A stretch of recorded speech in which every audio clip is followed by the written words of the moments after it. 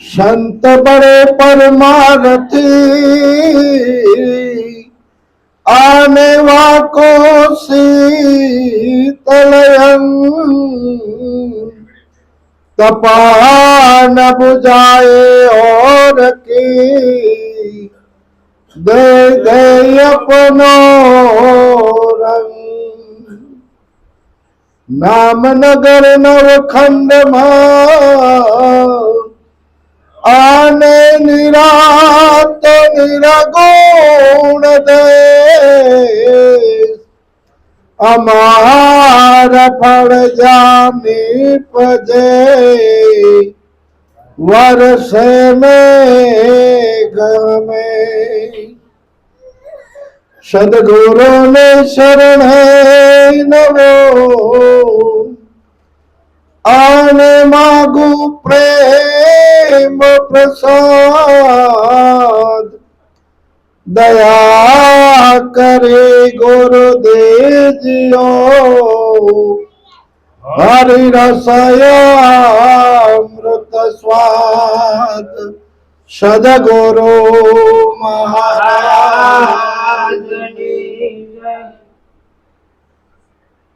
सरस મહારાજે વાત કરી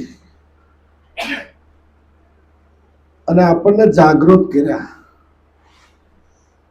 કે આપણે બે ભજન સત્સંગમાં જઈએ છીએ તો કોના માટે? આપણા માટે જઈએ છીએ. આવું જ્યારે નક્કી થાય ને ત્યારે સમજાય કે પલ પલ આયુષ ઓછું થાય છે. જે શ્વાસ લીધો છે એ પાછો આવતો નથી. આયુષ ઓછું થાય જ છે. જેમ આપણે તારક્યાનો ડટ્ટો હોય અને રોજ એક પાનું ફાટે, રોજ એક પાનું ફાટે અને છેલ્લે દિવાળી આવે ને ત્યાં પાના ખૂટી જાય છે. એમ આપણી 50 વર્ષ 60 વર્ષ 70 વર્ષની જે આયુષ હોય આ આયુષમાંથી રોજે એક દિવસ ઓછો થાય છે અને ગયેલો દિવસ પાછો આવતો નથી. પણ આપણને જે જ્ઞાન મળ્યું છે મહારાજે કીધું કે આ જ્ઞાન તો આદિ અનાદિનું છે. તો ગીતાની અંદર ભગવાન કૃષ્ણ અર્જુનને કહેશે કે હે અર્જુન, આ જ્ઞાન પૂર્વે મેં સૂર્યને આપ્યું હતું, સૂર્યએ મનુને આપ્યું, મનુએ ઈશ્વરને આપ્યું. એ જ જ્ઞાન અર્જુન આજે હું તને આપું છું. ત્યારે અર્જુન કે આ ટાઢા ફોનના ભાઈ તમે ગોળા મારામાં, તમારી મારી ઉંમરમાં 5-10 વર્ષનો ફેર છે. આ જ્ઞાન તમે કેદી સૂર્યને દેવા ગયા? આવી વાતો કરો છો. ત્યારે ભગવાન કૃષ્ણે શું કીધું ખબર છે કે મને મારા જીવનની ખબર છે, તું તારા જીવનને જાણતો નથી. એમ સદગુરુના શરણે આપણે ગયા છીએ ને તો આપણને એ ખબર પડી કે ભાઈ મારે જન્મ મરણ નથી. આ આદિ અનાદિનું જ્ઞાન. પણ આપણે ગુરુ શરણે ગયા. જેમ ભગવાન કૃષ્ણે અર્જુનને આ જ્ઞાન આપ્યું તો પેલા સૂર્યને, તો આપણે ગુરુ શરણે ગયા એટલે આપણી જમણી નાડી છે ને સૂર્ય છે, ડાબી ચંદ્ર છે.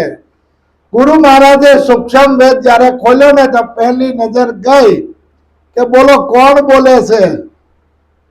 ત્યારે આપણને જ્ઞાન થયું આ સૂર્યને આપ્યું. આપણી દ્રષ્ટિ છે ને એનાથી આપણને ખબર પડી કે આ જ્ઞાન પૂર્વે આપ્યું હતું પણ સૂર્યને નક્કી પણ થઈ ગયું. સૂર્યએ મનુને આપ્યું. મનુ કહેતા આપણું મન. આ મનમાં નક્કી થયું કે વાત બરાબર છે, વાત બરાબર છે. જેમ છે એમ આ કાંઈ ગપગોળા છે નહીં, સતોસત વસ્તુ છે. મનુએ ઈશ્વરને આપ્યું. મનથી જ્યારે નક્કી થયું ને ત્યારે આપણી ઈચ્છાઓ બધી મની શમમાં શાંત પડવા મળી કે આપણને જે આ જ્ઞાન મળ્યું તો આ જ્ઞાન તો આદિ અનાદિનું છે. અને એ જ જ્ઞાન કૃષ્ણ કહે છે અર્જુન હું તને આપું છું. અર્જુન એટલે જીવ છે. ગુરુ જ્યારે આ જ્ઞાન આપે છે આ જીવને, જીવ છે ને એ અર્જુન છે. આ જ્ઞાન મહારાજે આપણને આપ્યું છે. પણ આપણે નજર ક્યાં વહી જાય? ઓલા સૂર્ય પાસે વહી જાય. અને મનુ રાજા શત્રુપા થઈ ગયા ને એ પુસ્તકમાં આપણું ધ્યાન વહી જાય, આપણા દેહ દ્રષ્ટિમાં આવતો નથી. એટલે કીધું છે ગુરુએ એક શબ્દ સમજાવી દીધો. મંત્ર જ્યારે કાનમાં ફૂંક્યો ને, ગુરુએ સમજાવી દીધો એક સાનમાં, શબ્દના મંત્ર છોડ્યા છે મારા કાનમાં. ગુરુએ સમજાવી દીધો છે એક સાનમાં, શબ્દના મંત્ર જોયા છે મારા કાનમાં. ભૂલ્યો ભટક્યો દિન રાત, ભૂલ્યો ભટક્યો દિન રાત, સીધી મળે નહીં વાટ, સીધી મળે નહીં વાટ. મનમાં થાય છે ઉછાટ, મનમાં થાય છે ઉછાટ. મેં તો વાળી દીધો દાટ, મેં તો વાળી દીધો દાટ. તપતી ભમ્યા કર્યા છે અજાણમાં, ગુરુએ સમજાવી દીધો એક સાનમાં.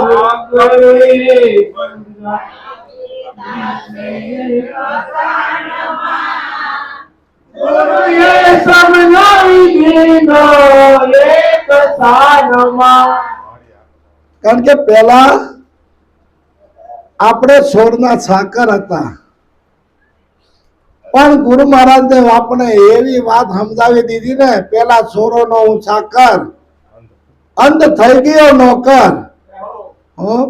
પણ એને પકડીને જ્યારે મેદાનમાં છોડી દીધા, અને એવા તો મારા તમાચા. આ એમનામ કઈ સમજે એવું મન નથી હો. કારણ છે મન છે ને એ માકડા જેવું છે. એક મદારી હતો, મદારી ગામે ગામ માકડું લઈને પોતાનો ખેલ કરે, પોતાનો ખેલ કરે, અને એનાથી એને આજીવિકા હાલે ને એના ઘરના બધા ગુજરાન એમાંથી ચલાવે. એમાં એક વખત થોડુંક દૂર જવાનું થયું એટલે ભાતું લીધું. અરે ભાતું લઈને હાલતો થયો, બપોર થયા ને, વાડી ઝાડવા ફર્સ્ટ ક્લાસ ને પાણી પાણીની સગવડતા હતી. એ કે બપોર થયા છે, થોડોક વિહારો કરી લઉં અને ભાતું ખાઈ લઉં. હવે ખાધું એટલે ઊંઘ આવી. ઊંઘ આવવાની થઈ ને, પણ માકડું તો એનું શું કરવું? એટલે માકડાને પોતાની પગની અંગૂઠા આંગળી અરે બાંધી દીધું કે કાંઈ પણ કૂતરું કૂતરું આવ્યું હોય તો ભાગવા જાય ને તો આપણે ઊંઘ આવી ગઈ જગાઈ જાય. હવે હું તો ગયો, પણ ઉપર લાટ બધા માકડા હતા. ઈ કે આપણી નાતનો, આપણી નાતનો છે ને, અહીંયા ક્યાં બંધાઈ ગયો? એટલે ઉપર ઓલા વાંદરા હતા ને, હું કે આમ આમ અહીંયા વયો આવ્યો, અહીંયા વયો આવ્યો. ઓલો કે આમ આમ. આ ગાળીઓ નાખ્યો છે, આ ગાળીઓ નાખ્યો છે. એમાં અનુભવી મોટા હોય ને, એ ધીરે ધીરે નીચે આવી અને આ ગાળીઓ ઢીલો કર્યો ને, ગાળીઓ ઢીલો કર્યો એટલે હડાપ દે બધાની ઉપલી ટોચે જઈને બેસી ગયો. અને ઓલો જાગી ગયો અને હોશિયાળો થઈ ગયો કે હવે હાજે હું ઘરે જઈશ તો મારા ઘરવાળા બધાને ખાવાની આજીવિકા આમાં હતી, હું લઈને ઘરે જઈશ, હું લઈને ઘરે જઈશ. એમાં સજ્જન માણસ કોઈ સાધુ નીકળ્યા. કેમ ભાઈ હોશિયાળો થઈ ગયો? કે બીના એવી બની છે કે માકડા માટે મારું આજીવિકા હતી અને માકડું મારું વયું ગયું છે, તો મારે હવે ઘરે લઈને હું જવું? એ કે પણ તને ખબર નથી, રોજ તું એને નચાવે છે, તારો કિમિયો કર્યો અજમાય ને, તારી પાસે ડાકલું છે ને, ડુગડુગ્યો વગાડ, આમાં હશે ખબર પડશે. ડુગડુગ્યું શરૂ કર્યું ને, ત્યાં ઉપલી ટોસે હતું ને, મળ્યું આમ આમ થવા. હો હા છે તો ખરો. જેમ જેમ ડુગ્યું વધારે વધારે વગાડ્યો ને, ત્યાં હેઠું હેઠું આવતું ગયું. ઓલા બધા બીજા વાંદરા પૂછે આમ તું હું કામ કરે છે? એ કે મને એમ થઈ જાય છે, અભ્યાસ છે ને, રોજનો અભ્યાસ હોત એવો જ થઈ જાય. હો હા. અને છેલ્લે હેઠે આવ્યું ને, પાછો ગાળીઓ નાખી દીધો એમ આ જગતમાં બધા ગાળિયા નાખવા વાળા બહુ છે, સોડાવા વાળા બહુ ઓછા છે. ગાળિયા નાખવા વાળા બહુ છે. કંઠીન માળા આપી દે, લો મજા કરો. પણ ગુરુ મહારાજે એવી કૃપા કરી તારે કાંઈ કરવાનું નહીં હવે. પણ કરવાનું ઘણું કીધું, એ આપણને યાદ ન રહ્યું. આપણે જો ગંગામાનું સાંભળ્યું હોય તો ખબર પડે કે કાળ કર્મ અને સ્વભાવને જીતવાનો છે. કાળ કર્મ અને સ્વભાવને જીતવાનો છે. કાળ કહેતા સમય થાય, પરિસ્થિતિ હારા મોડી કોઈ પણ ને આવે, પણ ઈ પરિસ્થિતિને પસાર થઈ જાય ને એટલે આપણે કાળને જીતી ગયા. પછી કર્મ સુધારવાનું છે. ગુરુ શરણે ગયા ત્યારે આપણને કીધું ભાઈ જેનાથી કળિયુગ ઉભો થાય, પાપ થાય, આવું કર્મ છોડી દેવાનું અને શુભાશુભ કર્મ તો કરવું જ પડશે. શુભાશુભ કર્મ જો તું નહીં કરે તો તારો જીવન નિર્વાહ અટકી જશે. કાળ કર્મ અને સ્વભાવ કહેતા પોતાની પ્રકૃતિની હારે જે પ્રાણ ને પ્રકૃતિ હારે વર્ણાવેલો છે ને એને સુધારવાનો છે. એટલે એવું જીવન બનાવવાનું છે. નકર તો આ પ્રાણ પ્રકૃતિ હારે છે જ. આખી જિંદગી મહેનત કરે ને ત્યારે આ છેલ્લા દશકાને સુધારવા માટેનો ખેલ છે. પ્રકૃતિથી પર જવાનું છે. પ્રકૃતિથી પર જ્યારે થાય ને ત્યારે દેહ દશા મટે. અને ઈ સાત ગુરુ મહારાજે કરી છે. નામરૂપ ગુણનો નાશ, ચોથું પદ અવિનાશ. ચોથા પદનો જે ભેદ જાણે એને કહીએ હરિનો દાસ. જ્યારે દાસ ભાવ આવવા મને ત્યારે સમજી લેવાનો કે આપણે કંઈક થોડુંક ઈ માર્ગે ગતિ કરી છે. હું કાંઈ નથી, દાસાનો દાસ. કારણ કે અમે તો શું છે, અહીંયા બેહાડી દીધા એટલે શોકેસમાં બેહાડા છે. અમારે બીજું કઈ હલવાનું નહીં અને કામ બધા પાસે કરાવવાનું. તો આપ શોકેસના પૂતળા જ કહેવાય ને. તમે તો સેવાય કરો છો અને અમને કોઈ અડવાય ન દે પાછું. ત્યારે સંતો કે સેવા કાજે સર્વસ્વ ત્યાગી, હાલ ફકીરી પાયા, લાલન કહે હવે ના મૂકું નજરે ઈશ્વર આયા. આ છે ભારતની મમકાયા. આ છે ભારતની મમકાયા. ભારત ભૂમિના અણજળ લઈને ઉદર ભરી ભરી ખાયા. કહો તેમાં શું હક આપણો, આ તો ખેડૂતે નિપજાયા. કારણ કે ખેડૂતે મહેનત કરી છે અને આપણે ખાઈ છીએ. આ તો દહીં દૂધ મીઠા અમૃત જેવા, ગોળ ખાંડ કહો ને ક્યાંથી લાયા. આ બધું પૃથ્વીમાં પેટાળમાંથી બધું પાકે છે. આપણે જે કાંઈ જે જરૂરિયાત વસ્તુ છે ને તમામ વસ્તુ પૃથ્વીની અંદરથી પ્રગટ થાય છે. જેમ આ જમીનની અંદર સોનુથી માંડી પેટ્રોલ, ડીઝલ, કેરોસીન કે જે કાંઈ ધાતુ નીકળે બધું જમીનમાંથી પ્રગટ થાય છે. એમ એ મહેનત કરવી પડે ત્યારે પ્રગટ થાય છે.